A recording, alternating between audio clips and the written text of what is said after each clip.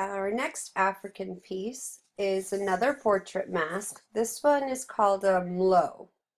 You can see on the screen it's spelled Mblo.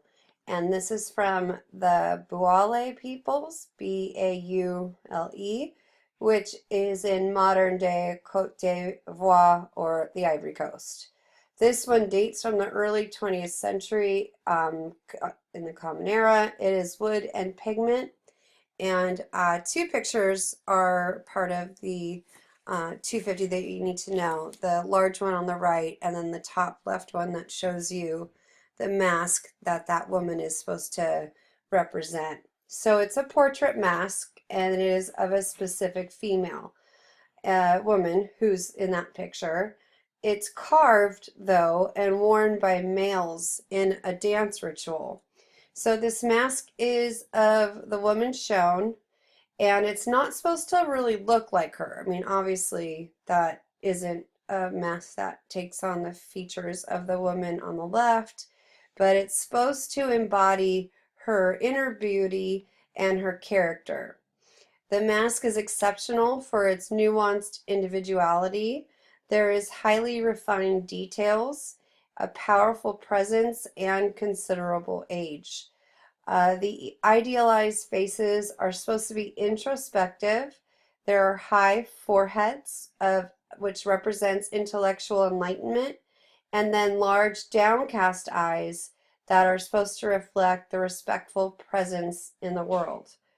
There are ornaments above the face, which are horns, and doesn't necessarily have an iconographic significance, but it is just done to add to the beauty of the mask.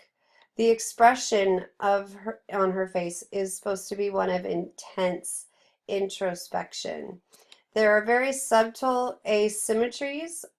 For example, the eyes aren't perfectly level, and this is done in order to give the mask visual interest, like maybe a sense of mystery and engagement.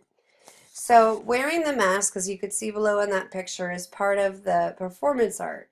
So many of these masks appeared in the final sequence of an opera entertainment known as Mblo. Mblo performances consist of a succession of dances that escalate in complexity and importance, culminating ultimately in tributes to the community's most distinguished member. Mblo dances celebrate, they entertain, and they honor the ancestors. It's often done to honor the head of a dance troupe as well. Individuals honored in this way are depicted by a mask that is conceived of as their artistic double or namesake. These masks denote personal beauty, refinement, and a desire to give pleasure to others. And then the performances are often done at celebration times, typically times like the end of a harvest. The greater importance of the portrait mask, the need for the best dancers to wear them, and the requirement that the portrait subject also be available and willing to dance made them more rarely perform than animal masks, which could be worn by young and relatively unexperienced dancers. And that's it for the portrait mask from the Mblo.